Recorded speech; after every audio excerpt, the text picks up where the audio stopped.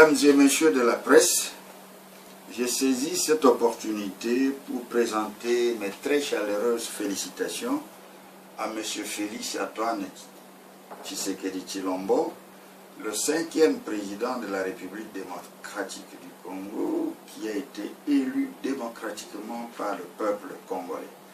Cette victoire est le couronnement d'une lutte de près de 3 à 4 décennies à laquelle les feux Étienne Tshisekedi Wamolomba d'heureuse mémoire a sacrifié toute sa vie. Ma rencontre en janvier 1988, jour pour jour aujourd'hui, avec M. Étienne Tshisekedi Wamolomba, ce grand homme dans l'histoire de notre pays, a été le tournant de l'histoire de l'UDPS.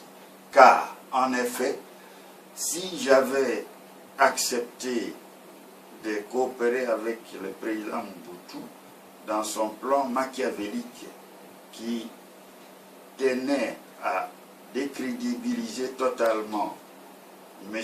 Étienne Tshisekedi, on n'aurait plus parlé de l'UDPS et de M. Étienne Tshisekedi aujourd'hui. C'est aussi le moment de dédier cette victoire de M. Félix Antoine Tshisekedi Tshilombo à nos combattants qui sont morts tout au long de cette lutte héroïque.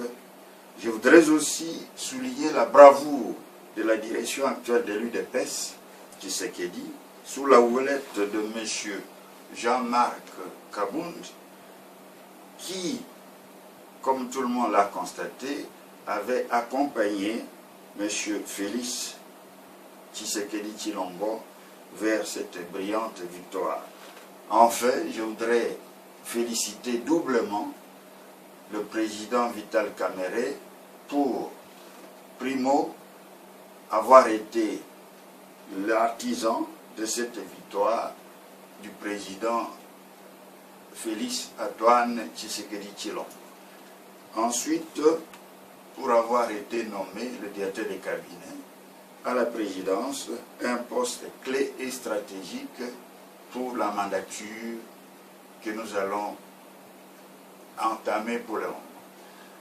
Je voudrais, au nom de tous les miens, féliciter ces duos et surtout leur souhaiter plein succès pour la mandature au sommet de la République, tout en n'oubliant pas la recommandation importante du feu président Étienne Tshisekedi pour la réussite de l'état de droit dans ce pays, pour l'avènement d'un changement véritable dans ce pays. Cette recommandation, c'est le peuple d'abord. Je vous remercie. Une question.